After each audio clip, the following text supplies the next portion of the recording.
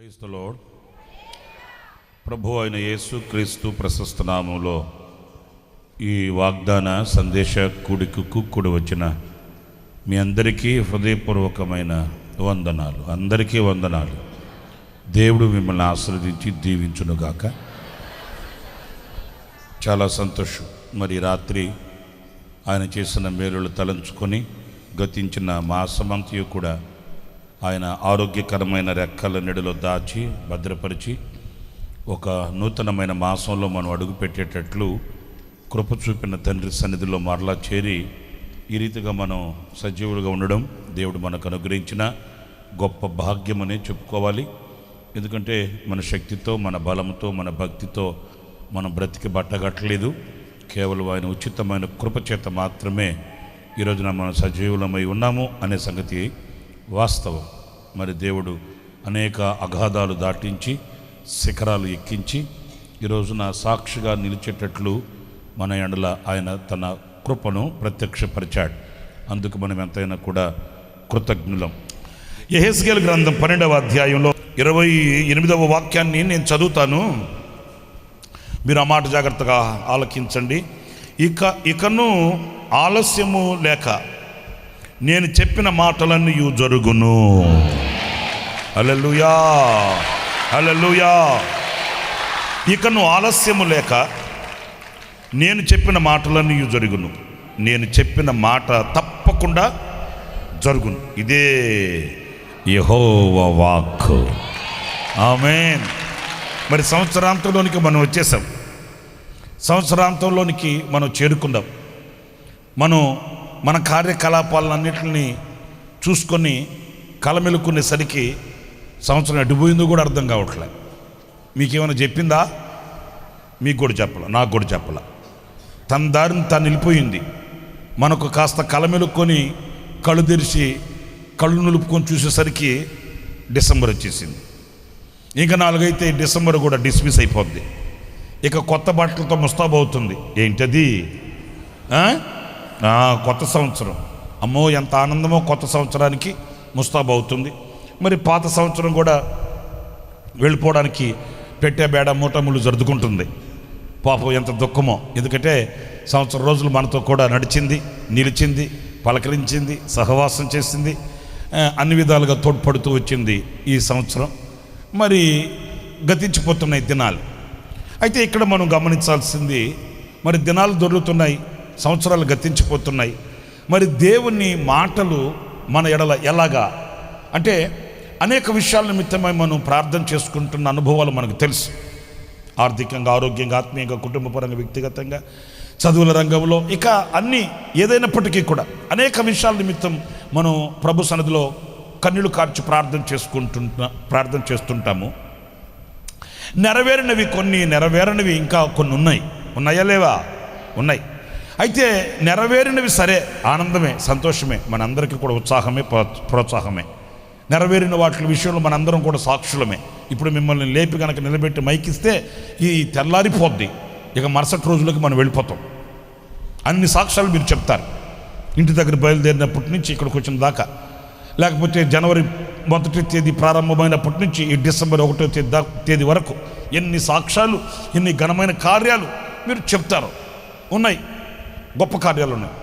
సరే, వాటి నిమిత్తం ప్రభువుని స్తుతిద్దాం. అయితే ఒకటి, ఇంకా నెరవేరని అనేక విషయాలు ఉన్నాయి. మరి వాటి సంగతి ఏంటి? ఇక వాటిని విడిచిపెట్టేయడమేనా? అవి మురిగిపోవాల్సిందేనా? లేకపోతే ఆయన చేయలేక మౌనమైపోయి ఇక వాటి విషయం విడిచిపెట్టేయండి అనే ధోరణియేనా? కానే కాదు. ఎందుకంటే దేవుని వాక్యంలో వ్రాయబడి ఉంది, భూమి ఆకాశములు గతించిన ఆయన మాటలు చేయని వాటిల్ని, చేయలేని వాటిల్ని ఆయన చెప్పడు. ఇంకొక మాట, చేయలేనివంటూ ఆయనకేమి కూడా లేవు, చేతకానివంటూ ఆయనకేమి కూడా లేవు. ఆయన ఇది కాదు అనేవి ఏవి కూడా లేవండి. అందుచేత ఆయన ఏది కూడా దాటవేసే దేవుడు కాదు, దాటుకుపోయేవాడు కాదు. ఆయన మడిమి తిప్పేవాడు కాదు, మొండి చేయి చూపించేవాడు కాదు. ఆయన మాట పుటమ వేయబడింది. ఆయన మాట శుద్ధ సువర్ణమైనది.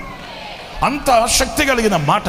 అయితే ఈ డిసెంబర్ నెల, ఈ ఆఖరి నెలలో, ఈ ఆఖరి దినాలలో ప్రభు మరొకసారి మనతో చెప్తూ ఉన్న మాట ఏంటంటే, నేను ఇక ఆలస్యము లేక, స్తోత్రం కలుగుగాక. మీరందరూ మీ మనసులో తలంచుకోండి, మీ మనసులో ఏమేమి ఉన్నాయో, ప్రభు మీతో ఏమేమి చెప్పాడో, దేవుడు వాక్యరీతిగా మీకు ఏమని వివరించాడో, దర్శనరీతిగా ఆయన ఏం చెప్తూ వచ్చాడో, ఆయన మీకు కళల ద్వారా ఏమేమి చెప్తూ వచ్చాడో, ఆయన సుస్పష్టంగా ఆయన దైవ సేవకుని ద్వారా మీతో ఏం మాట్లాడుతూ వచ్చాడో, ఇవన్నీ మీరు తలపోసుకోండి. విన్నాను, నోట్స్లో రాసుకున్నాను, నోట్స్ తీసుకెళ్ళి పక్కన పెట్టాను అనుకోవద్దు. మనకుండే అలవాటు అదే. చెప్పేటప్పుడు పేజీలు పేజీలు పేజీలు పేజీలు రాసేస్తాం, రేపు పొద్దున ఈనాడు పేపర్కి ఇవ్వాలి నేను అన్నట్టు. ఆ తర్వాత తీసుకెళ్ళి నోట్స్కి దుప్పటి చుట్టి చలి జ్వరం వచ్చింది అన్నట్లు తీసుకెళ్ళి పెట్లో పెట్టేస్తాం. దాంట్లో ఏమి రాసామో మనకు తెలియదు, దాంట్లో ఏమి రాసుకున్నామో మనకు తెలియదు, దాంట్లో ఏమున్నాయో కూడా మనకు తెలియదు. ఎక్కడన్నా కనుక తటస్థిస్తే, ఏమంటే పోయిన వారం ఏ వాక్యం చెప్పానండి అంటే ఏం చెప్తారంటే, నోట్స్లో ఉందన్నయ్య అని చెప్తారు, గుండెల్లో ఉందన్నయ్య అని చెప్పరు. ఉంటేగా గుండెల్లో. ఒక వ్యక్తి తీక్షణంగా మనసుకు పెట్టి కనుక వింటే మరలా రాసుకోనవలసిన అవసరం ఏం లేదు. నేను ఎందుకు ఈ మాట ఖచ్చితంగా చెప్తున్నానంటే, సినిమా హాల్కి వెళ్ళే వాళ్ళు నోట్స్ తీసుకెళ్తున్నారా? మాట్లాడరేంటి? మరి 3 గంటల సినిమాని అట్లనే గుండెల్లో పెట్టుకొని రావట్లే వాళ్ళు. మరి గంట సేపు ప్రసంగం మీ గుండెల్లో లేకపోవడం ఏంటి? వాళ్ళు ఏమన్నాను, నోట్ బుక్ పెన్ పెట్టుకొని తీసుకెళ్ళి సినిమా హాల్లో పాయింట్ టు పాయింట్, వెనకరా కొంచెం వెనకరా, ఇక్కడేదో కొంచెం అర్థం కాల సబ్జెక్ట్ వెనకరా అట్లా అంటున్నారా? 3 గంటల సినిమా నోట్ చేసుకొచ్చుకుంటున్నారా?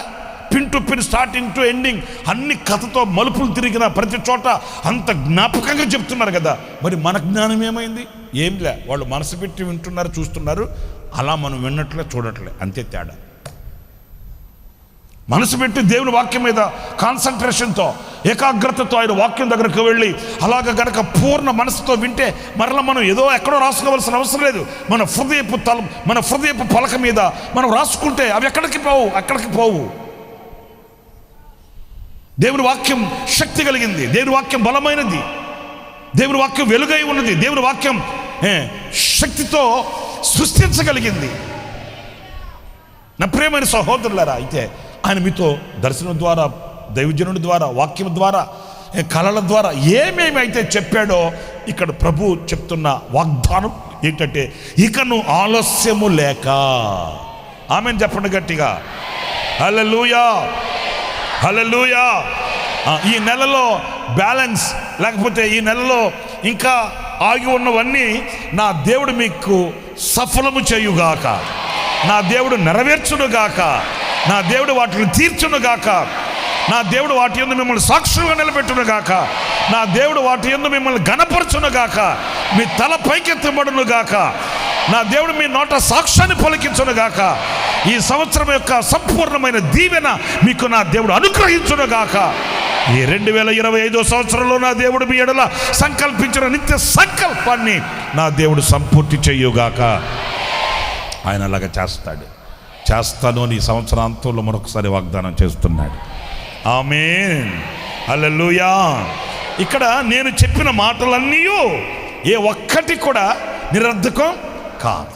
లేఖనాల్లో భక్తులకి ఆయన కొన్ని చెప్పిన విషయాలను నేను మీకు జ్ఞాపకం చేస్తాను. అదేంటంటే యెషయా గ్రంథం 41వ అధ్యాయం.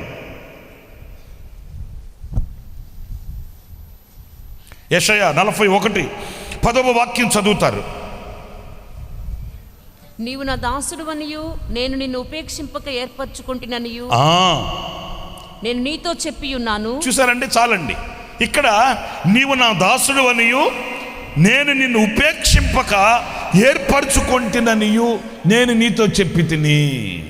ఏం చెప్పాడంట? అందరు చెప్పండి, నేను నిన్ను. అందరు చెప్పండి, నేను నిన్ను ఏర్పరచుకుంటుని. ఇక్కడ దేవుని ఏర్పాటును మనం చూస్తామండి. నిజమే, దేవుడు మనల్ని ఏర్పాటు చేసుకోకపోతే ఇక్కడ ఉండేవాళ్ళమా? ఎక్కడుండేవాళ్ళమే? అందరు లోకంలోనే ఉండేది, నేను పరలోకంలో ఉన్నానేంటి? లోకంలోనే కానీ లోకస్తులతో ఉండేవాళ్ళమే, పాపములో ఉండేవాళ్ళమే. ఇంకా ఒక్క మాట తేల్చి చెప్పాలంటే దేవునికి దూరంగా బ్రతుకుతుండేవాళ్ళమే. దేవునికి ఈరోజు ఇంత సమీపస్తులుగా మనం ఉండేవాళ్ళం కాదు. ఏది? ఆయన మనల్ని ఉపేక్షించి ఉంటే, మన క్రియలను బట్టి, మన స్వభావాన్ని బట్టి, మన నడవడిని బట్టి, మన యొక్క గుణగణములను బట్టి ఆయన మనల్ని త్రోసివేసి ఉంటే, ఆయన మనల్ని ప్రక్కన పెట్టి ఉంటే, నీ బుద్ధి మంచిది కాదు, సారీ ఇట్లా అంటున్నాను నేను, ఏమనుకోవద్దు, క్యారెక్టర్ మంచిది కాదు, నీ ఆలోచన మంచిది కాదు, నీ సాక్ష్యం లేదు నీకు అలాగా ఇలాగా, నీ వంశం ఇలాగా, నీ కుటుంబం ఇలాగా, ఇలాంటి నెపాలు కనుక ఆయన చూసి ఉంటే మనలో,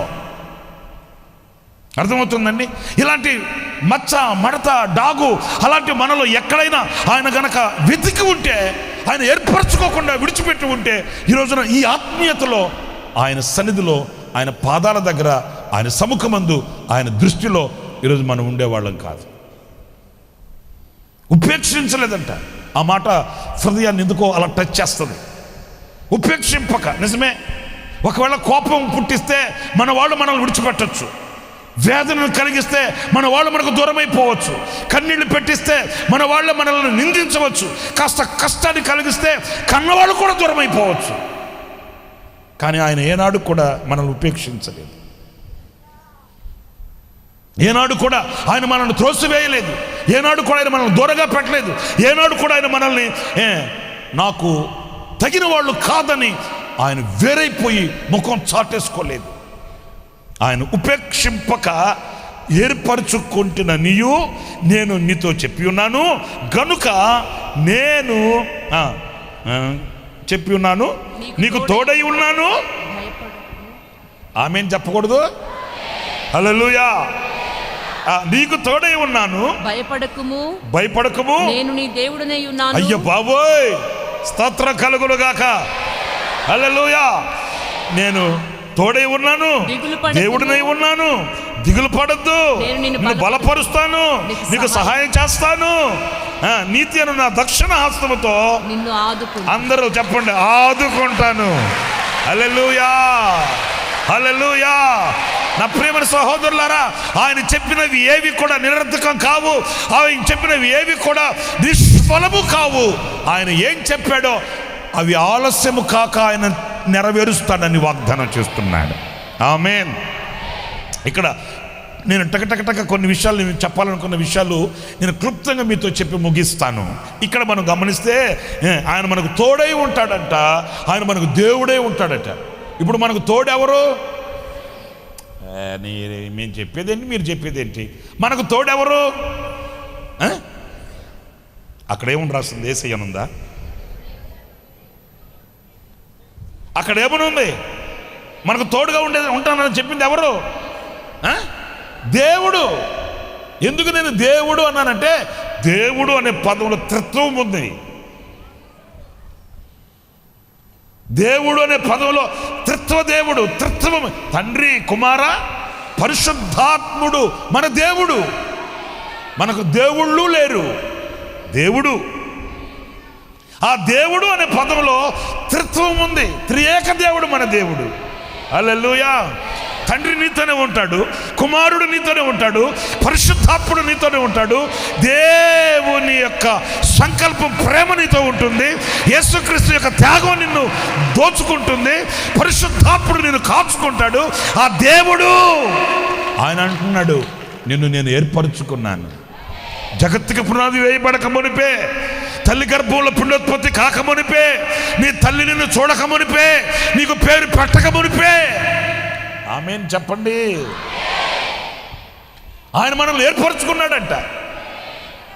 ఈరోజు ఇక్కడ కూర్చొని ఇలాగా ఆమేన్ హల్లెలూయా అంటున్నావే, ఆమేన్ హల్లెలూయా అని ఈరోజు ఇక్కడ అనాలని ఆయన ఆనాడే ఆయన వ్రాసి పెట్టుకున్నాడు అంతే. హల్లెలూయా. ధనికులకు, బలవంతులకు, భాగ్యవంతులకు, లోకస్తులకి అందరికో లేని ఈ భాగ్యం, ఈ ధన్యత అభాగ్యులమైన మనకు దేవుడు అనుగ్రహించాడు. ఆమేన్ హల్లెలూయా. అంత మాత్రమే కాదంట, ఆయన మనకు తోడై, ఇప్పుడు మనకు ధైర్యం ఏంటయ్యా, మనకు స్థైర్యం ఏంటయ్యా, మనకు నిరీక్షణ ఏంటయ్యా అంటే, నాకు తోడై ఉన్నది మనుషులు కాదు. ఆమేన్ చెప్పి చప్పట్లు కొట్టండి ప్రభుకి. గట్టిగా గట్టిగా చప్పట్లు కొట్టు. హల్లెలూయా. మనకు తోడై ఉన్నది మనుషులు మనకు తోడై ఉన్నది వ్యవస్థలు, మనకు తోడై ఉన్నది డిపార్ట్మెంట్లు, మనకు తోడై ఉన్నది గనులైన బలమైన శక్తివంతుల ఆసాములు భూసాములు కాదు. మనకు తోడై ఉన్నది సాక్షాత్తు దేవుడే. ఆమేన్, హల్లెలూయా. ఎవడైనా మన జోలికి రావాలంటే ఒరేయ్ దేవుడితో పెట్టుకోబాకరోయ్ అట్లా. మేము గతంలో కూడా చెప్పాను ఒకసారి, ఒక ఊర్లో ప్రభువుని నమ్ముకున్నారని ఒక కుటుంబాన్ని వెలివేస్తే వాళ్ళని ఎవ్వరు పలకరించకూడదు, వాళ్ళ కార్యక్రమాలకు ఎవరు వెళ్ళకూడదు, వాళ్ళు ఎవరు కార్యక్రమాలకి వెళ్ళకూడదు, వెళ్ళేసేస్తారు. సరే ఆ పాప ఆటో స్టాండ్కి బ్యాగ్ తగిలించుకొని ఒక చిన్న షాపులో పనిచేస్తుంది. ఆ పాప వెళుతుంది. వాళ్ళ పంచాయతీ ప్రెసిడెంట్ గారికి దెయ్యం పట్టింది. పంచాయతీ ప్రెసిడెంట్ గారికి దెయ్యం పడితే ఏదేదో చేసి అక్కడ రచ్చబండ దగ్గర వాళ్ళు ఏదో కార్యక్రమాలు చేసుకుంటుంటే ఈ పాప అదిగో అట్లాగా ఆ అంచున నడిచెళ్తా ఉంటే ఆ దెయ్యం చాటుకి నక్కుతుందంట. ఆ పంచాయతీ ప్రెసిడెంట్ గారికి పట్టిన దెయ్యం అట్లా అట్లాగా దాక్కుంటుందంట. ఏంటి ఇప్పుడు దాకా మనల్ని ఎరగదీసి, మనల్ని వంగదీసి కొంగదీసి మనల్ని గుద్దుతున్నాడు, ఏంటి దాక్కుంటున్నాడు ఏంటి అని చూస్తే అది ఆ పాప అట్లా వెళ్తుంది. అప్పుడు ఏంటి ఆ పాప అక్కడ వెళ్ళడం ఏంటి, ఈ దయ్యం పట్టిన వ్యక్తి ఇలాగ నటించడం ఏంటని చూస్తే వాళ్ళకి అర్థం కాల.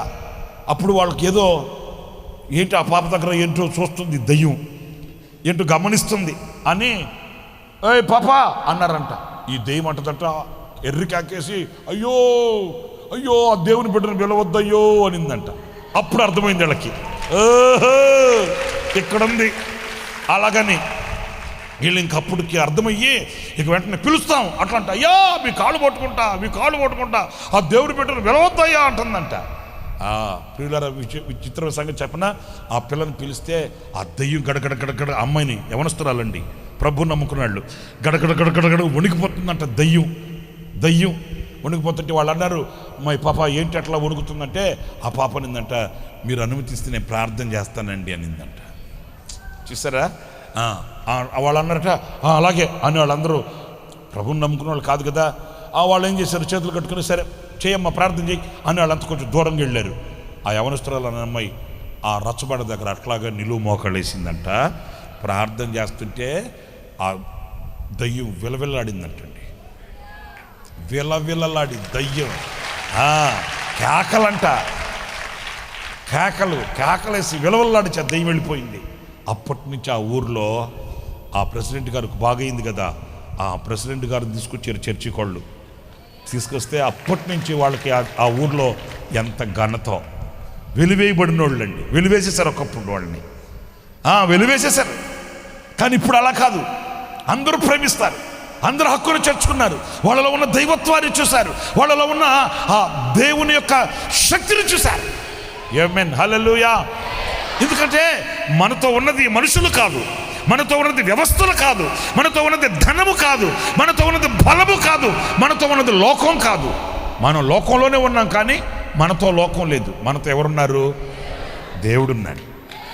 ఎందుకు మనతో దేవుడు ఉన్నాడు అంటే ఆయన అంటాడు, నిన్ను నేను ఏర్పరచుకున్నాను, నిన్ను నేను కోరుకున్నాను, నీవు నా సొత్తు అయిన వాడివి, నేను నిన్ను ఎరిగి ఉన్నాను, నేను నీతో ఉన్నాను, భయపడవద్దు, దిగులు పడవద్దు, నేను నిన్ను బలపరుతును, నేను నీకు ఏం చేస్తాడంట ఆయన?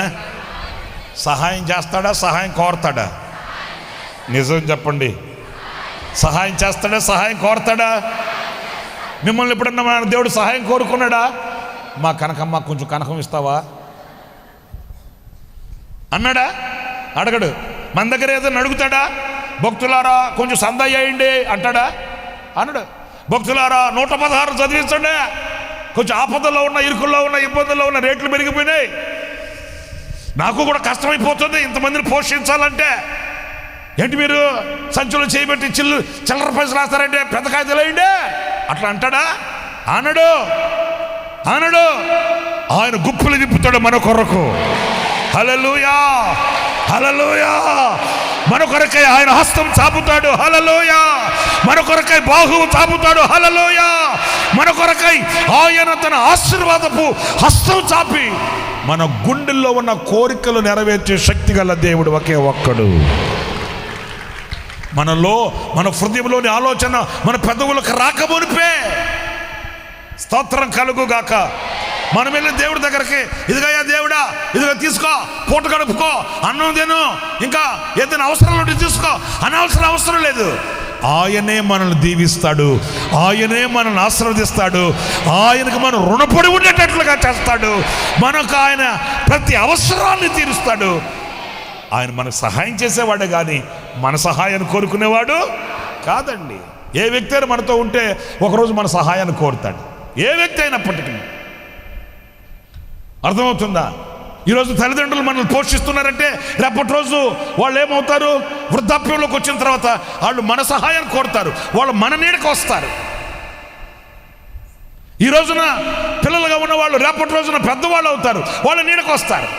వీళ్ళు ఒకరోజు మరలా వృద్ధాప్యంలోకి వస్తారు, వాళ్ళ పిల్లల నీడకు వాళ్ళు వస్తారు. ప్రతి మనిషి కూడా ఏదో ఒక సహాయాన్ని ఆర్జించి పరుగులు తీస్తారు. కానీ ఎవరి దగ్గర ఏ సహాయాన్ని వేడని, ఏ సహాయాన్ని కోరని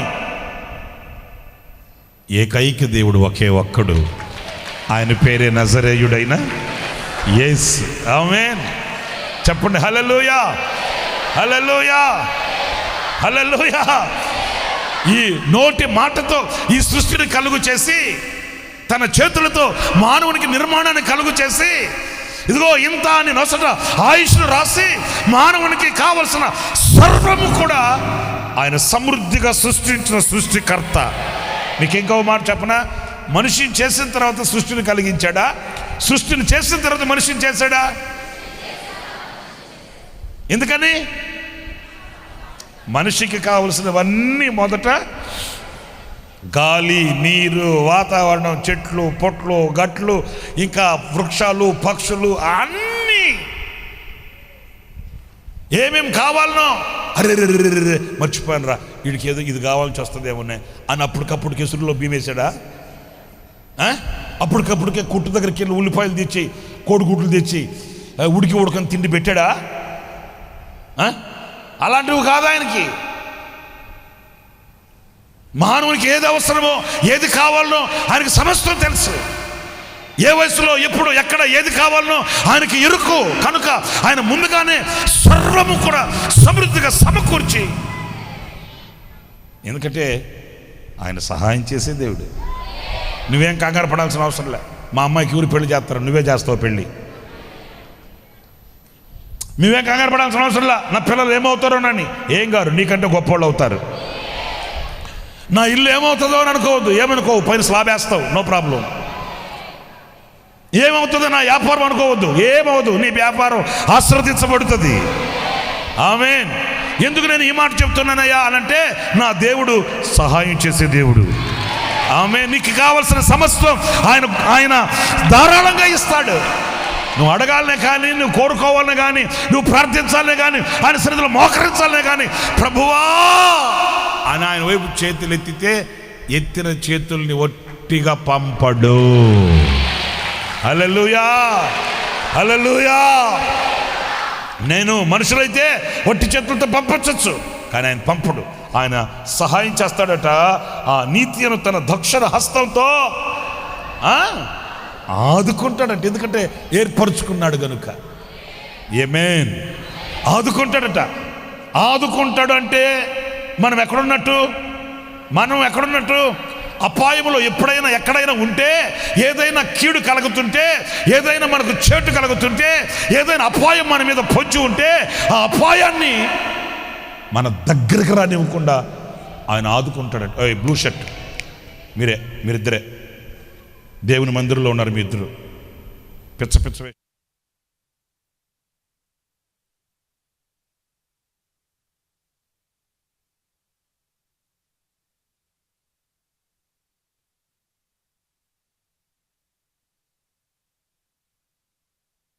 ఆ కీడు, ఆ ఆపద, ఆ కీడు మన దగ్గరకు రానివ్వకుండా, ఆ చేటు మన దగ్గరకు రానివ్వకుండా ఆయన అడ్డుకుంటాడు, ఆదుకుంటాడు. ఆయన మనల్ని ఆవరించి ఉంటాడు. హల్లెలూయా. ఇప్పుడు మన పిల్లలు స్కూల్కి వెళ్ళారండి, వాళ్ళు తడిస్తే జ్వరం వస్తుంది, జలుబు చేస్తుంది, దగ్గు వస్తుంది, ఇంకన్నీ వస్తాయి. ఇంకేమేమి వస్తాయి చెప్పకూడదు నేను. తడిస్తే ఓకే. వాళ్ళు స్కూల్కి వెళ్ళారు, వర్షం వస్తుంది, వాళ్ళ స్కూల్ వ్యాన్ వస్తుంది, అక్కడ సెంటర్లో ఆగుతుంది. తల్లి కాసుకొని ఉంటుంది. ఏం చేస్తుంది? వెళ్ళి బొస్సు దింపుకొని ఏం చేస్తుంది?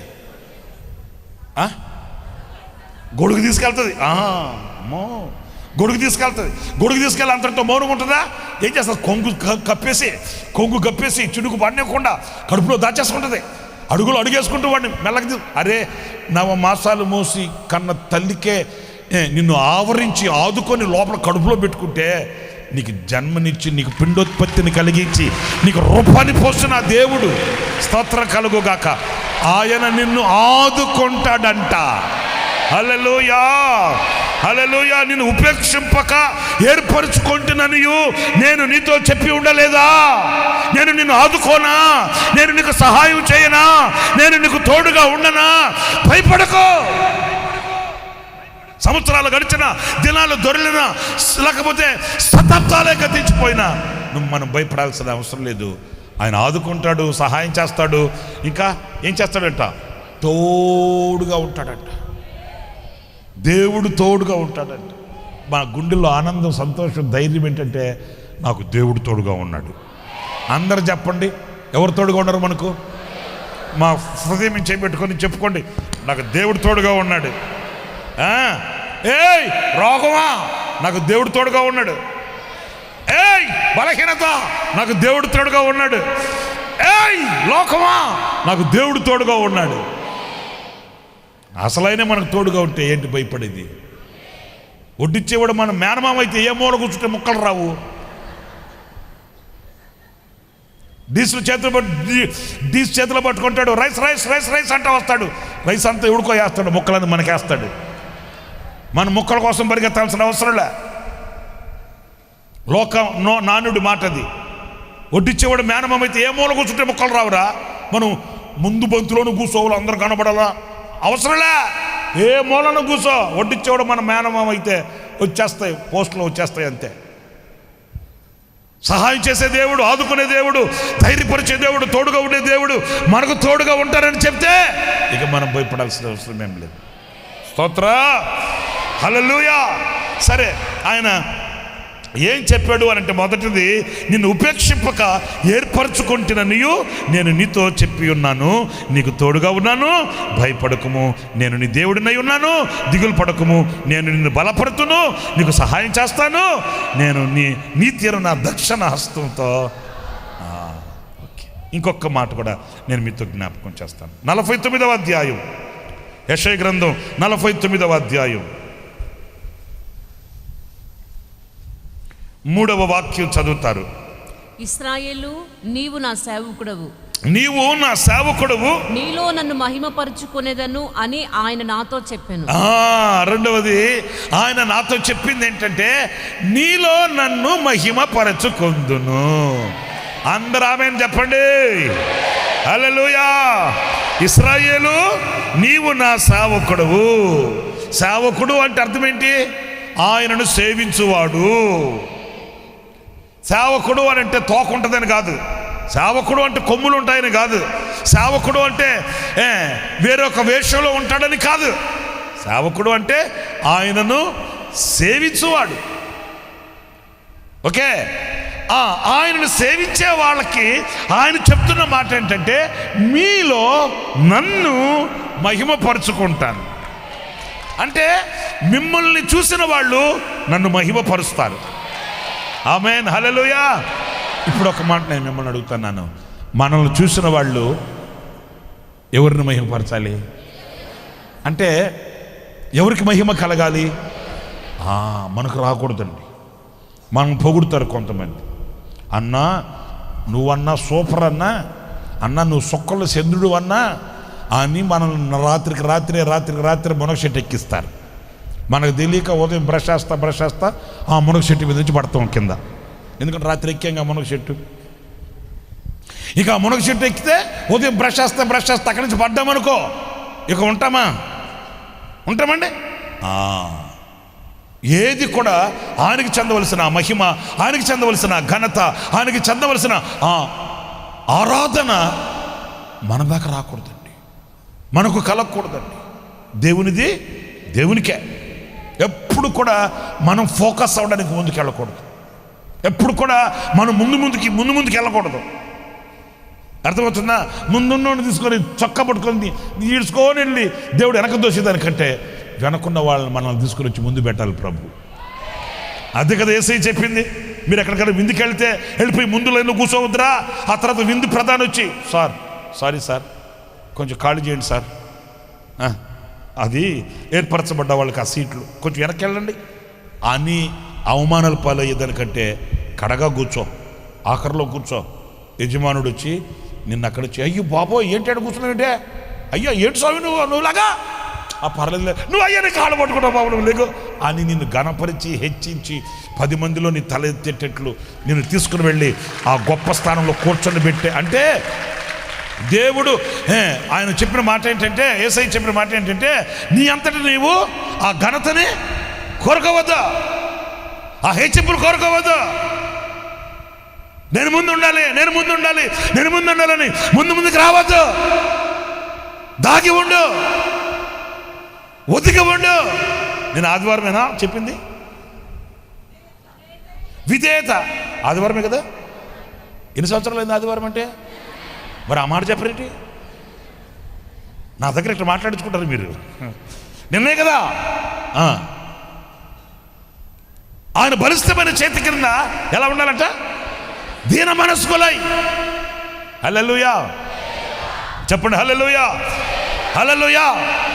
నా శక్తి, నా భక్తి, నా బలము అనుకుని విర్రఫిగిన రాజు ఏమయ్యాడు? ఆ మరుసటి రోజుకి పశువులాగా గడ్డి మేశాడు. ఏదైనా మనకు కలిగితే, ఏదైనా దేవుడు మనకిస్తే, ఏదైనా దేవుడు మనల్ని వాడుకుంటే, ఏదైనా దేవుడు మనకు అప్పగిస్తే అది ఆయన కృపాదానం. ఆయన కృపాదానం. నాయనా యేసయ్యా, ఇదిగో నాలో నిన్ను మహిమపరచుకో ప్రభువా, నాలో నీ రూపం కనపరచు నాయనా. నా ద్వారా నీకు మహిమ కలగాలి, నా ద్వారా నీకు ఘనత కలగాలి, నాలో నీవు కనబడాలి. హల్లెలూయా. జక్కయ్య చెట్టు ఎక్కడే లేదా? మీరు చూసారా? అంత కరెక్ట్ చెప్తున్నారు. నేను వెళ్ళి చూసి వచ్చా. జక్కయ్యకి చెట్టు చూసి వచ్చాను, మరలా ఆయన ఇంటి కూడా వెళ్ళి వచ్చా. ఆ జక్క ఇల్లు ఉందే, చిన్న ఇల్లు, స్లాబ్ వేసి పెట్టున్నారు ఇప్పుడు దానికి. పల్లెటూరు ఇప్పటికి కూడా. ఏ ఊరు? కృష్ణపట్నమా? ఏ ఊరు జక్కయ్యదే? అయ్యా బాబు, జక్కయ్యది ఏ ఊరండి? ఎరుకు మరి చెప్పండి. మరి ఎలుకలు అంటున్నారేంటి? నోళ్ళు తెరిచి మాట్లాడండి. ఏ పట్టణం? ఆయన ఇల్లు ఉంది. జక్కయ్య ఎక్కిన చెట్టు ఇప్పటికి 4 రోడ్ల సెంటర్లో అలాగే దాన్ని జాగ్రత్త చేసి పెట్టున్నారు. పెద్ద మొద్దు, ఇప్పుడు పెద్ద చెట్టు. అది దగ్గరికి ఎవరిని రానిర్లే, ఎందుకంటే తలా ఒక కొమ్మించుకొని పోతారని. ఇంకా జక్కయ్య అడ్రస్ ఉండడు మనం వెళ్ళామంటే. ఓకే సరే, జక్కయ్య చెట్టు ఎక్కడం లేదా? ఇప్పుడు జక్కయ్యని అడుగుదాం. మనం అడుగుదామా? మీరు హుషారుగా ఉండాలా. అడుగుదామా? ఏం అడుగుదామంటే, నీ వయసుకి తగ్గ పనులు చేస్తే బాగుంటుంది. నీ వయసు ఏంటి? నువ్వు చేసే పనులు ఏంటి? నీ వయసుకి నువ్వు చెట్టు ఎక్కడ వెంటదే? ఎందుకంటే నాకు చెట్టు ఎక్కా అని అడుగుదాం. అడిగితే అప్పుడు జక్కయ్య ఏమంటాడంటే, అయ్యా మీరు చెప్పింది నిజమే, నేను చెట్టు ఎందుకు ఎక్కానంటే, వినాలి మీరంతా. చెట్టు నేను ఎందుకు ఎక్కానంటే, నేను యేసు ప్రభుని చూడాలనుకున్నానండి. ఎవరిని చూడాలనుకున్నాను? యేసయ్యను చూడాలనుకున్నా. నాకు ఆశ వచ్చింది, యేసయ్యను చూడాలనిపించింది. అక్కడికి వెళ్తే నేను బాబా, ఈ పొడుగోళ్ళు, పెద్దోళ్ళు, ముందుగా యేసు ప్రభుని నమ్ముకున్న వాళ్ళు ఉన్నారు కదా. ఆది అంద క్రిస్టియన్. మా తాతల ముత్తాతల దగ్గర నుంచి మేము క్రిస్టియన్. మాకు తెలియని కిస్మిసా, మాకు తెలియని ఈస్ట్రా, మాకు తెలియని రిజిస్ట్రా అని పెద్దోళ్ళు ముందుగా ప్రభు దగ్గరికి వెళ్ళిన వాళ్ళు చుట్టుముట్టేశారు ఆయన్ని. మా బోటోళ్ళని ఎవరు రానిస్తున్నారండి? యేసయ్యను చూడాలనుకున్న మా బోటోళ్ళని ఎవరు రానిస్తున్నారండి? ఆయన చూడాలని ఆశే, కానీ ముందు పోయిన వాళ్ళు ఆయన చుట్టేశారు. సరే, ఒక మాట, ఎందుకు ఎక్కారనే కదా నన్ను జక్కయ్య ఇట్లాగ చెప్తాడు. ఎందుకు ఎక్కారనే కదా నన్ను మీరు ప్రశ్నించేది. యేసు ప్రభు చుట్టూ అంతమంది ఉన్నారు కదా, యేసు ప్రభు శిష్యులు ఉన్నారు కదా, యేసు ప్రభులాగానే జులబాలు పెంచేసుకొని, జుట్టు పెంచేసుకొని, అంగీలేసేసుకొని ఆయనలాగానే ఉన్నారు కదా. వాళ్ళల్లో ఏ ఒక్క ఒక్కరిలోనైనా ఆ యేసయ్య నాకు కనబడుంటే, నేను చెప్పింది మీకు అర్థమైంది ఇప్పుడు? అంతమంది చుట్టేశారు కదా యేసు ప్రభుని. మా జీసస్ మా జీసస్ మా జీసస్ అంటున్నారు కదా. యేసు ప్రభు లాగా వేసేసుకున్నారు కదా. యేసు ప్రభు లాగా ముస్తాబైపోయారు కదా. యేసు ప్రభు లాగానే అంత తయారైపోయారు కదా. వాళ్ళల్లో ఏ ఒక్కరిలోనైనా ఆ యేసయ్య నాకు కనబడుంటే నేను చెట్టు ఎక్కాల్సిన అవసరం ఏముందయ్యా?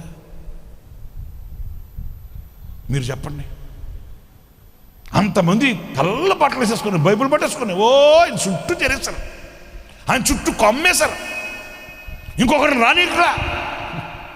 ఇంకెవడన్నా నాలాంటోడు ఎవడన్నా అయ్యా యేసు ప్రభుని కొంచెం చూడండితో స్నానం చేసి రాపో, జుట్టు కలిసి రాపో, ఇట్లా తరిమేస్తున్నారండి. నేను చెప్పే బాణి మీకు అర్థమవుతుందా? అయ్యయ్యో వీడికి ఏదో యేసు ప్రభుని చూడాలని ఆశ కలిగిందే అని చెప్పి వాడిని కోసపెట్టి వాడికి 4 మాటలు చెప్పి మెల్లగా యేసు ప్రభుని, తనలో ఉన్న యేసు ప్రభుని చూపించుంటే వాడు సంతోషంగా వెళ్తాడు. అలా చేయట్లా. సాంప్రదాయాలకి, పద్ధతులకి, లేకపోతే మరొకటి ముడిపడిపోయారు. ఇప్పుడు జక్కయ్య అడిగే మాట ఏంటంటే, అంతమంది యేసయ్యతో ఉన్నారు కదా, మీలో ఏ ఒక్కరిలోనైనా ఆయన కనబడుతున్నాడా? ఈ సంవత్సరాంతంలో ఒక శుద్ధీకరణకు అడుగుతున్నాను, మీరు ఆలోచించుకోండి. ఆదివారం వచ్చేటప్పుడు తెల్ల బట్టలు వేసుకొచ్చుకోండి అని చెప్తున్నావా లేదా? ఎందుకు చెప్తున్నాము అంటే లోకానికి ఒక గుర్తింపుగా బ్రతుకుదామనే. లేకపోతే తెల్ల బట్టలు వేసుకొని వచ్చేస్తే మనకేదో లోన్ శాంక్షన్ అవుతుందని కాదు. తెల్ల బట్టలు వేసుకొని వస్తే మనకు ఫోటో తీసి ఎక్కడికో పంపిస్తారని కాదు. ఇకనైనా లోకానికి ఒక గుర్తింపుగా మనలో ఆయనకు మహిమ కలిగేటట్లు బ్రతుకుదామని. హల్లెలూయా. మనం నడిచే నడకేనైనా, మనం బ్రతికే బ్రతుకనైనా, మనం ప్రత్యక్షపరిచే అలవాట్లేనైనా, మనకున్న ఏదైనప్పటికీ కూడా మనలో ఎవరు మహిమపరచబడాలి? చెప్పండి, ఎవరు మహిమపరచబడాలి? ఆయన మహిమపరచబడాలి, అంతే. ఆమేన్. నేను ఒక సాక్షిగా చెప్తున్నానండి, నా విషయం, మీ విషయం కాదు కానీ నా విషయం. ఎవరన్నా కనుక నన్ను గణపరచాలని లేకపోతే నన్ను అభినందించాలని ఎవరిదైనా మాట్లాడితే వాళ్ళ మాట నా దగ్గరకు రాక మునిపే వెంటనే నేను చెప్పే మాట ఏంటంటే దేవుని కృప బ్రదర్, దేవుని కృప అని చెప్పేస్తానండి. ఎందుకంటే అది నా దగ్గరకు రాకూడదు, అది నాది కాదు. మనం దాంట్లో ఉప్పొంగిపోయి అలాగే కాదు. ఎందుకంటే ఆయన ఇచ్చిన కృప ద్వారా జరిగింది, ఆయనకే మహిమ కలగాలి. ఆయన కృప చేత బ్రతికి ఉన్నాము, ఆయన కృప చేత బట్టగట్టాము, ఆయన కృప చేత ఈ రోజున సజీవులమై ఉన్నాము, ఆయన కృప చేతనే ఆరోగ్యకరంగా ఉన్నాము. ఈ ఆరోగ్యము వలన వచ్చిన మహిమ ఆయనకే కలుగునుగాక. హల్లెలూయా. ఆయన కృప చేత వచ్చిన ఉద్యోగం ద్వారా ఆయనకే మహిమ కలుగుగాక. ఆయన కృప చేత కలిగిన విస్తరణ వలన ఆయనకే మహిమ కలుగుగాక. మనకు కాదా మహిమ? విస్తరణ జరిగిన, విశాలత కలిగిన, విజయం కలిగిన, విశ్వాసమే కలిగిన, వీటన్నిటి దేనికైనా ఆయన కృపచేతనే అన్నప్పుడు మనలో ఆయన మహిమపరచబడాలి. స్తోత్రం చెప్పకపోయారా? గట్టిగా చెప్పండి. హల్లెలూయా, హల్లెలూయా, హల్లెలూయా. ఆ అపోస్తలులు అద్భుతం చేశారండి. ఆ దేవాలయ దగ్గర ఉన్న అతన్ని బాగు చేస్తే వాళ్ళని తీసుకెళ్ళి వాళ్ళని దేవతల్లాగా అనుకొని, వాళ్ళని దేవదూతలు అనుకొని వాళ్ళకి సన్మానాలు చేయాలి అని పిచ్చి పనులు చేస్తుంటే నేను చరిత్ర చెప్పేస్తున్నాను, జాగ్రత్తగా వినాలి. వాళ్ళు ఒకటే మాట అన్నారు, అయ్యలారా ఎందుకు మీరు ఇలాగ చేస్తున్నారు? మేము కూడా మీలాంటి మనుషులమే. మేము కాదు, మీరు చూచుచున్న ఈ మనుషుని స్వస్థపరిచింది మేము కాదు. ఈ అద్భుతం చేసింది మా శక్తి చేత కాదు, మా బలము చేత కాదు, మా చేతుల్లో ఏమీ లేదు పాపా. మీరేంటి మమ్మల్ని దేవతలు అనుకొని, దేవుళ్ళు అనుకొని, మాకు పూలదండలేసి, మాకు సన్మానాలు చేసి మమ్మల్ని ఏదో కనపరచాలనుకుంటున్నారు. మేము కూడా మీలాంటి వారమే. మనం అందరము కలిసి ఏకంగా మన దేవునిని మహిమపరచుదుముగాక. హల్లెలూయా, హల్లెలూయా. ఇశ్రాయేలు, నీవు నా సేవకుడవు, నీలో నన్ను మహిమపరుచుకొనేదను అని ఆయన నాతో చెప్పాడు. ఇప్పుడు నేను మీతో చెప్పేది దేవుని వాక్యాన్ని బట్టి, మీలో ఆయన మహిమపరుచుకుంటానని చెప్పిన మాట నిశ్చయముగా ఆయన నెరవేరుస్తాడు. ఆమేన్. ఏమో మీరు రాసి పెట్టుకోండి, మీరు గుండెల్లో ప్రింట్ చేసుకోండి. ఈ నెలలో ఏ ఏ కార్యాలు, ఏ ఏ అద్భుతాలు, ఏ ఏ మహత్కార్యాలు, ఏ ఏ వినూత్నమైన కార్యాలు మీ బ్రతుకుల్లో ఆయన చేసి మీలో ఆయన మహిమపరచబడుతాడో నాకు తెలియదు. చెప్పుకోండి, ఆమేన్ చెప్పుకోండి రా స్వామి ఆయన. అయ్యా బాబు, ఆమేన్ చెప్పుకోండి. హల్లెలూయా, ఆమేన్ చెప్పండి. చేస్తానన్న దేవుడికి చప్పట్లు కొట్టి మహిమపరచండి ప్రభుని. ఆమేన్. హల్లెలూయా, హల్లెలూయా, హల్లెలూయా. స్తుతి, స్తుతి, స్తుతి, స్తుతి, స్తుతి. హల్లెలూయా, హల్లెలూయా, హల్లెలూయా. ఆమేన్, ఆమేన్. ఆశించండి, కోరుకోండి, ప్రార్థించుకోండి. నాయనా, ఏ అద్భుతం చేస్తావో ఈ నెలలో, ఏ మహత్కార్యం చేస్తావో, ఏ విడుదల కార్యాన్ని చేస్తావో, ఏ విజయాన్ని నా చేతికిస్తావో, ఏ మార్గంలో నన్ను నడిపిస్తావో, ఎవరు ఎదుట నన్ను నిలబెడతావో, ఏ శిఖరానికి నన్ను తీసుకుని వెళతావో, ఎవరు ఎదుట నన్ను పత్రికగా సాక్షిగా వాడుకుంటావో, చేయండి ప్రభు, నీ కార్యం చేయండి అని కోరుకోండి. మెట్టుకు ఈ నెలలో నీ ద్వారా నీలో ఆయన మహిమపరచబడతాడు. నిన్ను చూసిన వాళ్ళు నీ దేవునిని నీలో చూస్తారు. నిన్ను చూసిన వాళ్ళు ఆ దేవుని కార్యాలు మీలో చూస్తారు. నిన్ను చూసిన వాళ్ళు ఆయన పరిశుద్ధమైన నామాన్ని స్తుతించేటట్లు ఆయన నీతో చెప్పినది చేస్తాడు ఆయన. హల్లెలూయా చెప్పాలి. హల్లెలూయా, హల్లెలూయా, ఆమేన్. ఇంకొక మాట కూడా చెప్తాను, చాలా విషయాలు ఉన్నాయి, క్లుప్తంగా ఒక్కొక్కటి చెప్పుకుంటూ వెళ్ళిపోతాను. ఓకే, సరే. ద్వితీయోపదేశకాండం 15వ అధ్యాయం.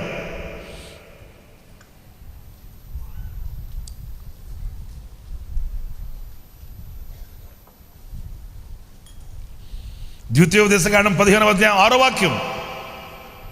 ఏలయనగా నీ దేవుడైన యెహోవా నీతో చెప్పి ఉన్నట్లు. ఏమని చెప్పినట్లు? నిన్ను ఆశీర్వదించును గనుక. కొట్టు. హల్లెలూయా. నిన్ను ఆశీర్వదించెదను గనుక నీవు అనేక జనములకు అప్పిచ్చెదవు గాని అప్పు చేయవు. ఆమేన్ చెప్పు. అబ్బా, ఇక్కడ మాత్రం సౌండ్ ఎక్కువ వచ్చిందిరా స్వామి.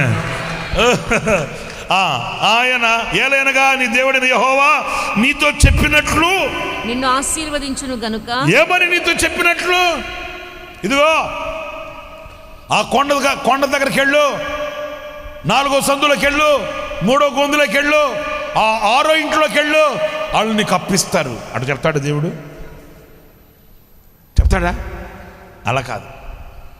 దేవుడు ఆయన మనతో చెప్పిన మాట, నిన్ను నేను, అందరు చెప్పండి, నిన్ను నేను.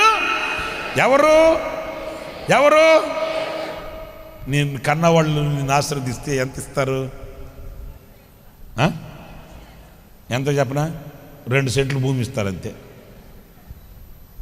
2 సెంట్లు భూమి, దాంట్లో కూడా మళ్ళా జానుడింట్లో మూరుడు కర్ర. ఉండేదేమో 6 మంది, ఉండేదే ఒక బెడ్రూము. ఏది మన వాళ్ళు అంటే తల్లిదండ్రులు కానీ, ఉన్నవాళ్ళు కానీ, కన్నవాళ్ళు కానీ, అంతే. అర్థమవుతుందా? 50 రూపాయలు ఇస్తాడంట రోజుకి, ఇంటి ఖర్చులకి. 50 రూపాయలకి ఇచ్చి 3 పూటలు తింటాడు. మళ్ళీ రాత్రి కూర్చొని లెక్క అడుగుతాడంట.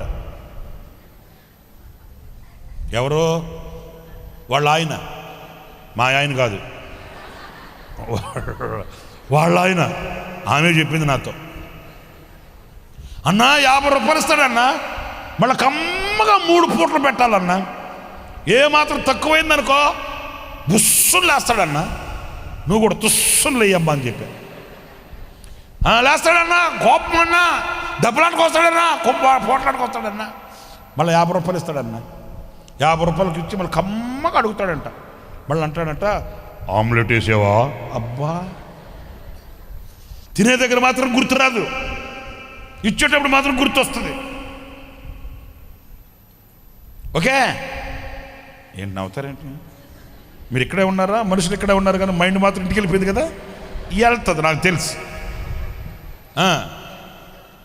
ఇంక కొంతమంది ఉంటారండి, ఆప్ గ్యాంగ్ అంటే ఎలాంటిదంటే, నువ్వు ₹1,00,000 ఇచ్చిన ₹1,00,000 లెక్క చెబుతారు. మరి ఆ లెక్క ఎట్ట సెట్ చేస్తారు మనకు తెలియదు. అది కృప, అది కృప. ఎందుకంటే మీరు రోజుకి ఒక ₹5,000 ఇవ్వండి, సాయంకాలం వచ్చి లెక్క అడిగితే ₹5,000 లెక్క చెప్తారండి. సరే చూద్దాం, టెస్ట్ చేద్దామని మరుసటి రోజు ₹7,000 ఇవ్వండి, ₹7,000 లెక్క చెప్తారండి. కృప. ఈ గ్యాంగ్ ఉన్నారు, ఆ గ్యాంగ్ ఉన్నారండి, 2 గ్యాంగులు ఉంటాయి. నేను చెప్పేది ఈ గ్యాంగుల సంగతి వద్దు, నా యేసయ్య సంగతి చెప్తున్నాను చూడండి. ఆయన అన్నాడు, నేను నిన్ను ఆశీర్వదిస్తాను. కొట్టు గట్టిగా చప్పట్లు ప్రభువుకి. Praise the Lord, praise the Lord, praise the Lord. నేను ఆశీర్వదిస్తాను నిన్ను. ఇప్పుడు నాకు మీరు సమాధానం చెప్పండి, యేసయ్య ఆశీర్వదించిన ఆశీర్వాదాలలో కొలతలు ఉన్నాయా? ₹50, ₹70, ₹150 అలా కొలతలు ఉన్నాయా? అబ్రహాం బడిరా, రాయరా, అయ్యా అయ్యా లేదు గీయలేదు, రా అయ్యా అయ్యా అయ్యా చెప్పండి అయ్యా, కళ్ళెత్తి చూడు.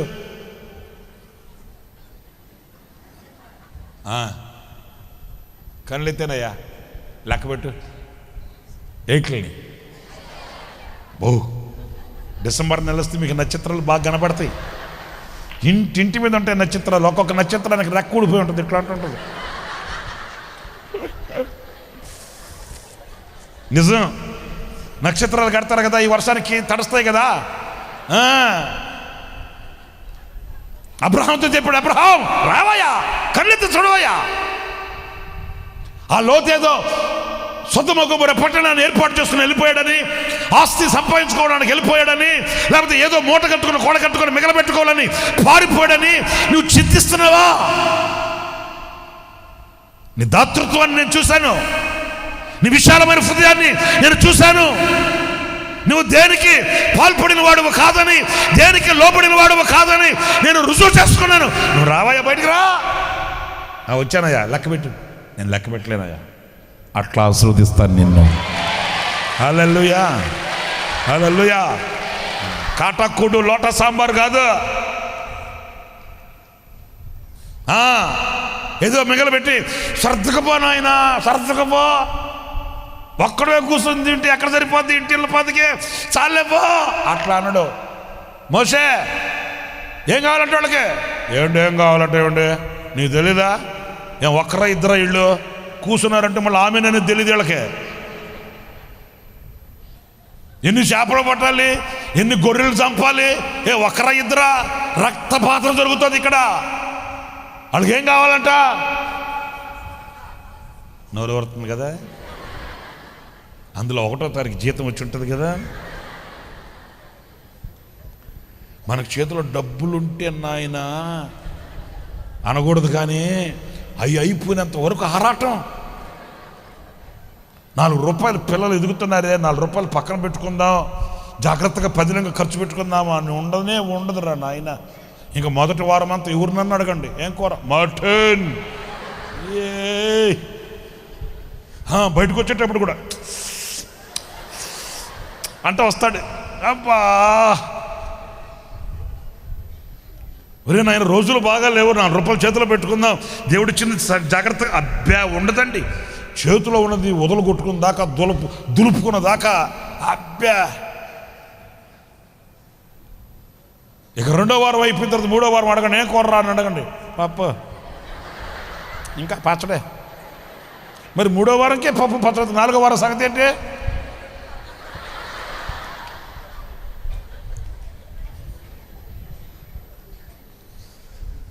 అలా ఉండదు. స్తోత్రం చెప్పండి. మరి ఇంతమంది జనానికి ఎక్కడ చేర్చబడ్డారా? వాళ్ళకి మాంసంగా ఉండదు, మాంసం. ఒక్కడికన్నా బాధ్యత ఉందా? అరే ఇంతమంది బాధ్యతని ఒక్కడ మోస్తున్నాడే. 4 ఉన్న కుటుంబంలోనే నలుగురిని పోషించాలంటే అల్లాడిపోయి తలడిల్లిపోతున్నాం. మరి ఇంతమందిని ఒక్కడ భరించాలంటే ఎక్కడ కుదురుతుంది? మనం సహకరించాలన్న ఆలోచన ఒక్కడికన్నా ఉందా? ఉందండి? అరే ఒక్కడ భుజాల మీద వేసుకొని తిరుగుతున్నాడు, ఒక్కడ భుజాల మీద భరిస్తున్నాడు, ఇంతమంది ప్రజల్ని ఒక్కడ బాధ్యత వహించి అల్లాడిపోతున్నాడు. మనం సహకరిద్దాం, చేయుతనిద్దాం, పక్క నిలబడదాం. మనదైన శైలిలో మనం అతనికి చేయుతని అనేది లేకుండా మాంసంగా ఉంటాం. మాంసం ఎవడా ఇళ్ళు? నేను కనానంట వెళ్ళనే, నేను కనానా? చంపే, నన్ను చంపేవా?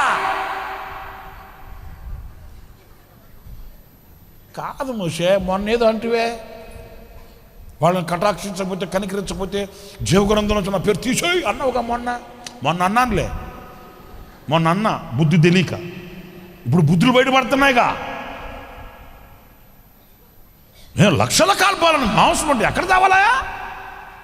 ఒకరా ఇద్దరా? పోనీ మనిషికి ఒక 3 పీసులు అనుకుంటే లెక్క కుదురుతుందా? అమ్మా వీళ్ళు 3 పీసులతో ముచ్చటగా లేచిపోయేవాళ్ళ. వచ్చేవాళ్ళు రాని, అడ్డుకోవద్దు రాని అంటుంటారా వీళ్ళు? వాళ్ళు అంతా అయిపోయిన తర్వాత ఆఖరులు ఏమంటారు? పెరుక్కింతి ఎంత?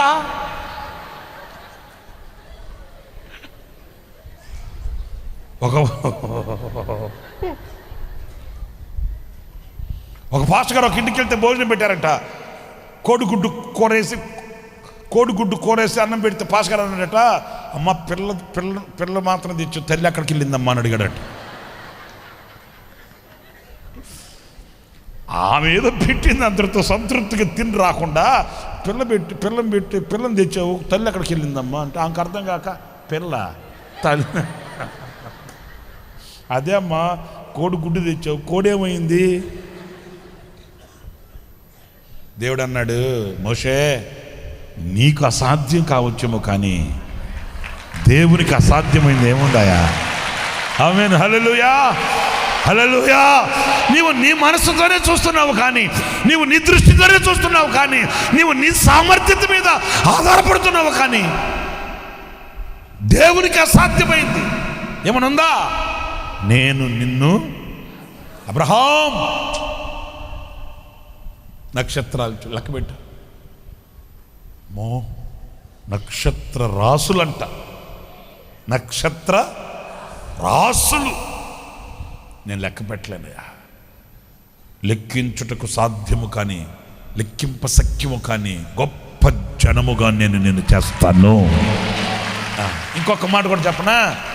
అప్పుడు అబ్రహాముకి ఆధారం ఏంటి చెప్పండి? లేరు. అయ్యా నాకు సంతతి లేదు, నాకు పిల్లలు లేరు అంటుంటే దేవుడు ఆ శూన్యములో నుంచి విస్తారమైన జనముగా దేవుడు చేసుకొని వచ్చాడు. ఆమేన్. దేవుడు నిన్ను ఆశీర్వదించాలంటే నీ దగ్గర ఏదో పెట్టుబడి ఆయన ఆశించడు. మీ ఎంటెక్ చదివేవా? ఎంటెక్ చదివిన వాళ్ళందరూ పక్కరండి, మీకు ఒక ఉద్యోగం ఇప్పిస్తాను అట్లా అనడు. అట్లనే పనితే దావీదు ఉండడు, అట్లనే పనితే దావీదు ఉన్నాడు, సౌలు ఉన్నాడు. ఓకే, దేవుడు ఏదైనా నీలో చెయ్యాలి, నిన్ను గణపరచాలి, ఆశీర్వదించాలంటే పెట్టుబడి నీ దగ్గర ఏమి చెప్పరేంటి? పెట్టుబడి ఎంత ఉంది నీ దగ్గర? 50 లక్షలు ఉందా? లేదా? 50 లక్షలు ఉన్న చేతులు ఎత్తండి అట్లా అన్నాడు. ఎందుకంటే నేను 4 మాంద్యం గలవాడిని, నా వల్ల కాదు, నేను వెళితే ఏం మారదు అక్కడ అట్లా అంటే నీ శక్తి ఎవడికి కావాలి మోషే? నీ శక్తిని వాడుకుంటాను నేనేమన్నా? నీ దగ్గర పెట్టుబడి చూస్తానా నేను? నీకు టాలెంట్ ఉందా? నువ్వు 4 భాషలు మాట్లాడతావా? నీకు వాక్చాతుర్యం ఉందా? నువ్వు టాలెంటెడేనా? ఇవేం చెడ్డు వెర్రివారిని పైకి లేవనెత్తుతాడు నా దేవుడు. ఆమేన్. చెప్పండి హల్లెలూయా, చెప్పండి హల్లెలూయా, హల్లెలూయా. వెర్రివారిని పైకి లేవనెత్తుతాడు, జ్ఞానులైన వాళ్ళకి సిగ్గు కలుగు చేస్తాడంట. జ్ఞానులైన వాళ్ళు నివ్వెర్రపోతారట. మరి మాకు ఇన్నుండి మేము చేయలేకపోతున్నామే. ఏమీ లేనివాడు ఇన్ని చేస్తున్నాడేంటి? 97వ సంవత్సరంలో ఆకువీడులో ఒక సభకి యేసన్న గారితో నేను వెళ్ళాను.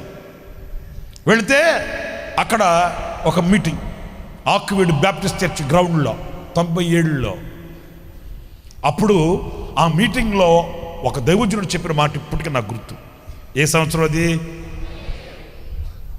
ఇప్పటికి ఎన్ని సంవత్సరాలు? 28. బా, లెక్కలు చూడు ఎంత బాగా చెప్తున్నారు వీళ్ళు. ఏం చేస్తారు? తాళాలో చేతికి ఇస్త్రీ మీరు, లెక్కలన్నీ వాళ్ళవే. 28 సంవత్సరాల క్రితం ఒక దైవజనుడు చెప్పిన మాట ఇప్పటికి నా గుండెల్లో ఉందండి. చెప్పాను కదా నేను ఇందాకే, సినిమా హాల్కి వెళ్ళేటప్పుడు నోట్బుక్ తీసుకెళ్ళరుగా, మనం వినాలే కానీ ఎందుకు గుండెల్లో పెట్టుకుంటే ఎందుకు పోతాయండి. 28 సంవత్సరాల క్రితం ఒక దైవజనుడు చెప్పాడు. ఏం చెప్పాడంటే, ఒరే బాబు, మనం ఏదో గొప్ప సేవ చేయాలని ఒక దైవజనుడు 28 సంవత్సరాల క్రితం 97వ సంవత్సరంలో ఆక్విడ్లో బ్యాప్టిస్ట్ చర్చ్ గ్రౌండ్లో పెట్టిన సభల్లో ఒక దైవజనుడు చెప్పిన మాట చెప్తున్నాను యేసన్న గారిని గురించి. ఏం చెప్పాడంటే, మనం ఏదో ఈ పద్ధతులు అది ఇద్ది మనం ఆ సేవ చేయాలి, ఎలాగ చేయాలని ప్రయాసపడుతున్నాము. ఏదో చట్టాలు, ఏదో నియమాలు, ఇవన్నీ మనం చేస్తాము. కానీ ప్రపంచమంతా ఈరోజు యేసన్న గారిని తిప్పుతున్నది ఏ చట్టం, ఏ చదువు, ఏ జ్ఞానం, ఏ కమిటీలు, మీకు అర్థమైందా? ఏ సంస్థలు, ఇలాగా అని ఆయన ఒక మాట అన్నాడు. ఏమన్నాడంటే, దేవుడు ఒక వ్యక్తిని చేత్తో పట్టి లేపి నడిపిస్తే యేసన్న గారు లాగా నడుస్తాడు. హల్లెలూయా, హల్లెలూయా. కమిటీలు కాదు ప్రపంచం అంతా తిప్పింది, శక్తివంతమైన పరిచర్యను చేయించింది, ఆశీర్వాదకరమైన పరిచర్యలో ఆయనను ఊరేగిస్తున్నది. ఇదిగో ఈ కమిటీలు కాదు, లేకపోతే గీసుకున్న గీతలు ఉన్నాయి కదా, కొన్ని పరిధులు ఉన్నాయి కదా, అవి కాదు. దేవుడు ఒక వ్యక్తిని లేపి నిలబెట్టాలనుకుంటే, ఒక వ్యక్తిని కనపరచాలనుకుంటే, ఒక వ్యక్తిని ఆశీర్వదించాలనుకుంటే, అతని చదువుని, అతని సామర్థ్యతను చూడండి యేసయ్య. అలా చూసే పని అయితే యేసన్న గారిని మనం చూడలేము. అప్పటికే 2 సంవత్సరాలు చదివాడట, 6వ తరగతి. వాళ్ళ నాన్నగారు 3వ సంవత్సరం కూడా చదవమన్నాడంట. యేసన్న గారు అన్నాడట, ఇదేమన్నా డిగ్రీయా అన్నాడంట. చూడండి, మళ్ళీ ఆ మాట చూడండి. మరి 6వ తరగతి చదువు 6వ తరగతి కూడా పాస్ కావడం, 6వ తరగతి కూడా పాస్ కానీ ఆయన 6 భాషలు అనర్గళంగా మాట్లాడగలిగాడు. తమిళ వాడి దగ్గరికి వెళ్తే తమిళ్ మాట్లాడతాడు, మరాఠీ వాడి దగ్గరికి వెళ్తే మరాఠీ మాట్లాడతాడు. కరాఠీదేలే, మరాఠీ. ఒక్కొక్కసారి మేము నివ్వెరపు అలాగే చూసేవాడమండి. కన్నడ వాళ్ళ దగ్గరికి వెళ్తే కన్నడ మాట్లాడతాడు. మన అబ్రాం పాస్టర్ ఉన్నాడా? అబ్రాం పాస్టర్ వస్తే అబ్రాం అప్పుడు సావుకులు కూటానికి అబ్రాం వాళ్ళు కన్నడ కదా, వాళ్ళతో కన్నడ మాట్లాడేవాడు. మీ మామయ్య ఎలా ఉన్నాడు అది ఇదని కన్నడ మాట్లాడేవాడు. మళ్ళీ తిరిగితే తమిళ వాళ్ళు చెన్నై నుంచి అట్లా వస్తారు కదా, వాళ్ళతో తమిళ మాట్లాడేవాడు. అప్పటికప్పుడే కొన్ని ప్రాంతాలకు మేము మీటింగ్లకు వెళ్తే ఆ భాషలో వాళ్ళతో అనర్గళంగా మాట్లాడుతుంటే, ఏంటో నేను జ్ఞానం. నేను చెప్పేది ఎందుకంటున్నానంటే, ఏదో యేసన్న గారిని పొగుడుకుంటూ కూర్చుంటున్నాను అనుకోవద్దండి. ఆ పరిశుద్ధుల యొక్క అడుగు జాడల్ని మనం కనిపెట్టాలి. ఆమేన్, హల్లెలూయా. ఇది పొగడతలు అనరు, ఇది పొగుడుకుంటూ కూర్చోవడం అనరు. ఆ పరిశుద్ధుల యొక్క జ్ఞాపకాలని, వాళ్ళ యొక్క క్రియా ఫలాన్ని అనుభవించడం.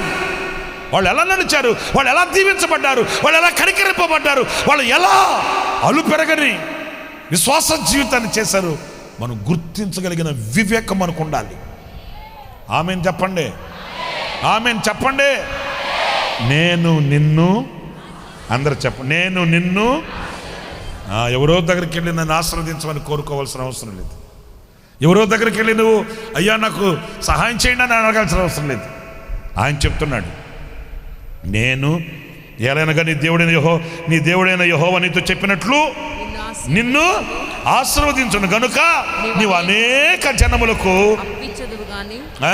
అప్పిచ్చదు. ఇప్పుడు వినండి అప్పిస్తావనంటే ఏదో 4 రూపాయలు అప్పు డబ్బులు ఇస్తావనే కాదండి. అనేకులు నీకు రుణపడి ఉంటారు. వింటున్నారా నేను చెప్పింది? వింటున్నారా? ఇప్పుడు మీరు ఏమనుకోవద్దు, మీరందరూ నాకు రుణపడి ఉన్నారు. ఎందుకని ఈ దేవుని మాటలు మీకు అందిస్తున్నా. మీరందరూ నాకు రుణపడి ఉన్నారండి. ఇంకొక మాట చెప్తానండి, మీ అందరికీ నేను రుణపడి ఉన్నానండి. మరేంటది? ఆశీర్వాదం అంటే వన్ సైడే కాదు, మీరందరూ నాకు రుణపడి ఉండేటట్లు దేవుడు నన్ను ఆశీర్వదించాడు. మీ అందరికీ నేను రుణపడి ఉండేటట్లు మిమ్మల్ని ఆశీర్వదించాడు దేవుడు. మీరు ఇచ్చే సహకారం, మీరు చేసే ప్రార్థన, ఈ పరిచర్యలో మీరు వేస్తున్న అడుగులు, ఇంకా చాలా చాలా ఉన్నాయండి. ఇవన్నీ కూడా దేని కొరకు అనంటే, ఇవంతా ఏంటి అనంటే సంఘానికి నేను రుణపడి ఉన్నాను, సంఘం నాకు రుణపడి ఉంది. ఇది 2 కూడా దేవుడు మనకిచ్చిన ఆశీర్వాదం. ఏదో అప్పించదవంటే అమ్మో నేనేనయ్యో నాకుండేది సరిపోవ, అది కాదురా నాయన.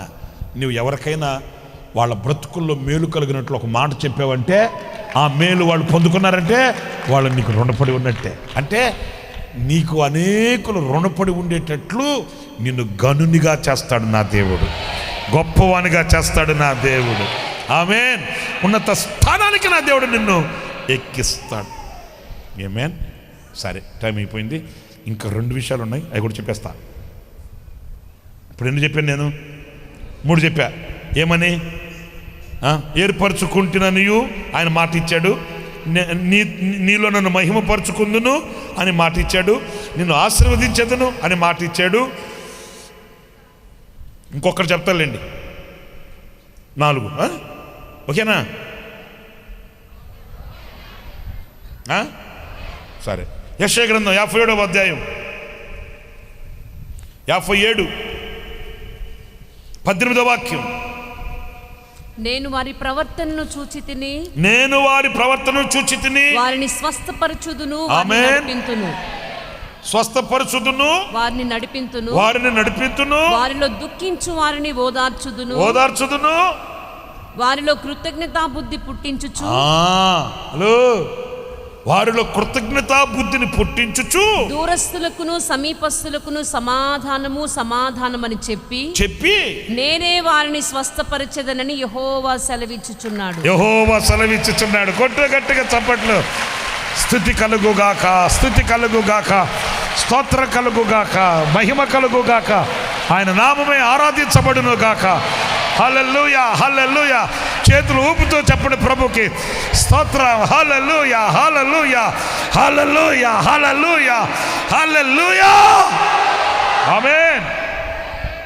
యెహోవా సెలవిచ్చుచున్నాడు. ఏమని? నేను వారి ప్రవర్తనను చూచి తిని వారిని స్వస్థపరచుదును, వారిని నడిపిద్దును, వారిలో దుఃఖించు వారిని. ఈ రోజున వీటిలో ఏ స్థితిలో మీరున్నారో మీకు తెలుసు. కడలేని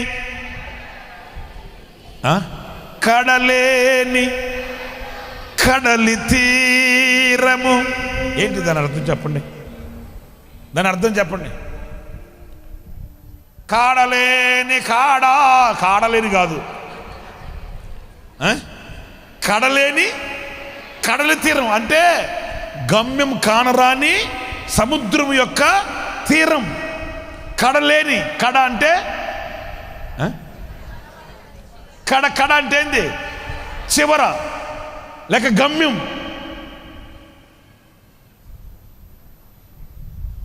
నాయన కడదాకా వెళ్తానా అంటారు కదండి, అంటే చివరి దాకా వెళ్తానా. కడలేని అంటే ఆ గమ్యం కానరాని, ఏదో సాగుతుంటే సాగిపోతున్నా, వెళుతున్నా, ఎక్కడి దాకా వెళ్ళాలి, ఎప్పుడు దాకా వెళ్ళాలి, ఏంటి నా బ్రతుకేంటి, నా గమ్యం ఏంటి అర్థం కావట్లా. ఈ కడలేని కడలి తీరం ఎడమాయే నా బ్రతుకున్న దూరం అయిపోయింది. అంటే అంత దుఃఖ సాగరంలో ఆయన ఉన్నాడనమాట. అగమ్య గోచరంలో ఉన్నాడు. ఒక్క మాట, ఎవ్వరి వలన ఆదరింపబడని స్థితిలో ఉన్నాడు. అంతే కదా. గురిలేని తరుణాన, గురిలేని, ఆ మాట పదాలు చూడండి. గురిలేని తరుణాన, ఆ గురియే ఇంక ఏముందిలే, ఏమైంది, ఇంక మా వల్ల కాదు అనుకుని కృంగిపోయినా, అలసిపోయినా, అలాగే కూలబడిపోయినా ఆ సమయాన నా ఎదుటే నిలిచేవా నా ప్రభువా. హల్లెలూయా. యెహోవానకు నేను సెలవిచ్చి ఉన్నాను, దిక్కుచ్చు వారులారా, కన్నీళ్లు పెడుతున్న వారులారా, కన్నీళ్లు ఆగాని పరిస్థితుల్లో అల్లాడిపోతున్న ప్రజలారా, నేను మిమ్మల్ని ఓదార్చుదును. స్వస్థత లేక ఉన్న వారులారా, నేను మిమ్మల్ని స్వస్థపరుస్తాను, నేను మిమ్మల్ని నడిపిస్తాను. ఆమేన్. మీలో ఎవరు బలహీనులై ఉన్నారో ఈరోజు గట్టిగా ప్రార్థన చేసుకోండి. ఈ రాత్రి ఇక్కడి నుంచి, ఇప్పటి నుంచి ఆ బలహీనత ఇక మీతో రాకూడదంతే. హల్లెలూయా. ఏదైనా, చిన్నదైనా పెద్దదైనా, ఏదైనా మీరు ప్రార్థన చేసుకోండి. ఈ సంవత్సరం నా దేవుడు చేసే అద్భుతం మీ బ్రతుకుల్లో నేను చేసేదనని చెప్పిన మాట ఇక ఆలస్యం లేకుండా జరుగును గాక, ఇక ఆలస్యం లేకుండా జరుగును గాక. ఏ బలహీనత నిన్ను కృంగదీస్తుందో, ఏ రోగం నిన్ను భయపెడుతుందో, ఏ ఏ ఏ ఏ ఏ శక్తిహీనత నిన్ను వేధిస్తుందో సమాప్తమగును గాక, విడిపోవును గాక, తొలగిపోవును గాక, అద్భుతం జరుగు గాక. నేను నిన్ను స్వస్థపరుస్తాను, నేను నిన్ను నడిపిస్తాను. నాకు బాగా నచ్చిన మాట ఇంకొకటి ఏంటంటే, ఈ 19వ వాక్యంలో వారిలో కృతజ్ఞత బుద్ధి పుట్టించి, కృతజ్ఞులం కావాలి మనం. ఎందుకంటే అందరు నన్ను చూడండి, ఎన్ని నెలలు దాటుకొచ్చాము, అంత గట్టిగా ఎన్ని నెలలు దాటుకొచ్చాం. ఒక్క రోజు గడవడమే కష్టమైన ఈ దినాల్లో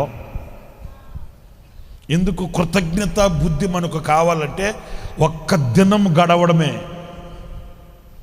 ఎందుకు ఈ మాట నేను తెగించి అంటున్నానంటే, గంపడు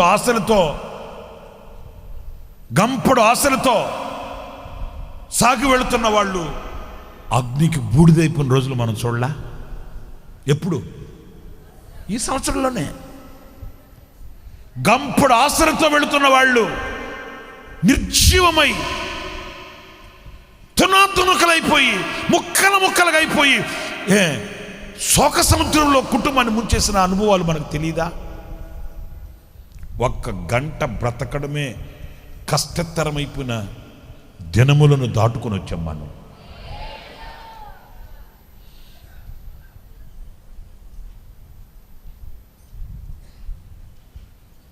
ఒక పాస్టర్ గారు వాక్యం చెప్తున్నాడు, పెళ్లి చేస్తున్నాడు.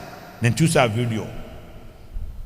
పెళ్లి కుమార్తె పెళ్లి కుమారుడిని నిలబెట్టి నిబంధనలు చేయిస్తూ అట్లా కూలిపోయాడు. అంతలో వాళ్ళు వీళ్ళు వచ్చి పాస్టర్ గారికి ముఖం మీద నీళ్లు కొట్టి చూస్తే పాస్టర్ గారు లేడు. పెళ్లి చేయిస్తూ ఏంటండి, ఒక కాన్ఫరెన్స్లో ఒక ప్రొఫెసర్ మాట్లాడుతూ అలా మురిగిపోయాడు.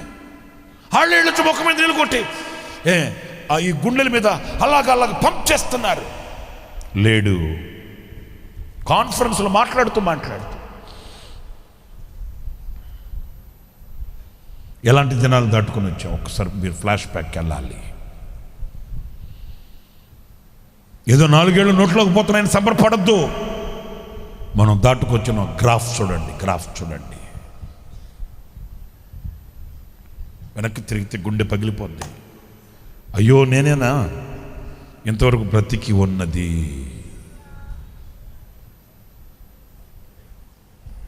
వారిలో కృతజ్ఞత బుద్ధిని పుట్టించి దూరస్తులకును సమీపస్తులకును సమాధానము అని చెప్పి నేనే వారిని స్వస్థపరిచెదను.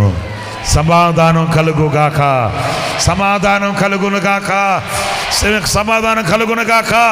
మీ కుటుంబపు వ్యవస్థకి సమాధానం కలుగునుగాక, మీ ఆధ్యాత్మికమైన జీవితానికి సమాధానం కలుగునుగాక, మీకు సమాధానం కలుగునుగాక, మీ పిల్లలకు సమాధానం కలుగునుగాక, మీ ఇంటికి సమాధానం కలుగునుగాక, సమాధానం కలుగుగాక. నీ బ్రతుకు సమాధానముగా ఉండునుగాక. రాబోయే సంవత్సరాల్లో, ఈ నెలే కాదు, వచ్చే సంవత్సరమే కదా, వచ్చే సంవత్సరం నీ జీవిత దినములన్నీ కూడా ఎలాగంటండి, పీస్ ఆఫ్ మైండ్, సమాధానం. ఏమేన్ నాయనా, నీ దాసుని నీవిప్పుడు నా కనులార రక్షణను చూశాను. నాదా సత్యస్వరూపి, నీ దాసుని నీవు కరెక్ట్గా 10 అయింది, సమాధానంగా వెళ్ళనిచ్చుచున్నావు నాయన. నిజం. మీ చింత యావత్తు బస్తాలు ఉన్నాయి, ఇక్కడ పెట్టేయండి, ఇక్కడ ఉంచేయండి. మీరు అట్లా వెళ్ళగానే పరిచారకులు పరకట్లు తీసుకుని వెళ్ళి మొత్తం ఊడిచే చెత్త కుప్పలు వేసేస్తారు అంతే. మళ్ళీ తీసుకుని వెళ్ళొద్దు. ఆమెనన్నా చెప్పుకుంటారు సామె. నేను చెప్తే చెప్పుకుంటారేంటి? అవసరం లేదా? మళ్ళీ భుజం మీద పెట్టుకుని వెళ్తారా? వద్దు, నా మాటేనండి. అవి సెకండ్ హ్యాండ్ అమ్ముకోవడానికి కూడా కుదరదు. ఎంతున్నా మీ చెత్త అంతా బిస్కెట్ ప్యాకెట్లు కాదు, పాప్కార్న్ ప్యాకెట్లు కాదు, మీ గుండెని వేధించే, మీ హృదయాన్ని తొలిచివేసే, మీ హృదయంలో కలవరాన్ని పుట్టించే ఏ చీడ, ఏ పీడ ఏదైనా కూడా ఇక్కడ విడిచిపెట్టేయండి. వెళ్ళేటప్పుడు తేలిక హృదయంతో నా దేవుడు నీతో చెప్పిన మాట, వాగ్దానాన్ని గుండెలో పెట్టుకొని ఆనందంగా వెళ్ళండి. ఆమేన్, హల్లెలూయా. ఆ చెత్త చెదారం చీడ పీడ మొత్తం మేము ఊడ్చి పరక్కడితో గంపలకెత్తి చెత్త కుప్పలు వేసేస్తాం. హల్లెలూయా. ఆయన చెప్తాడు, నీకు సమాధానం అని చెప్పి నిన్ను స్వస్థపరుస్తాడంట. ఆ స్వస్థపరిచే దేవుడు చెప్పిన మాట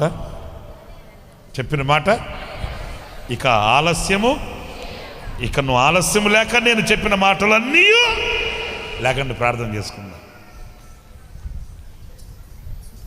నాతో నీవు చేసిన నిబంధనలన్నీ నెరవేర్చుచుంటివే, నీతో చేసిన నిర్మాణములు స్థిరపరచితివే.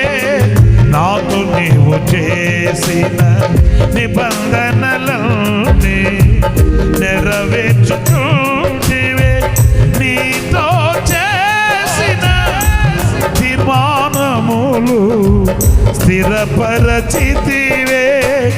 అందుకే స్తుతి గణ మహిమల స్తోత్రాంజలి, అందుకే స్తుతి గణ మహిమల స్తోత్రాంజలి.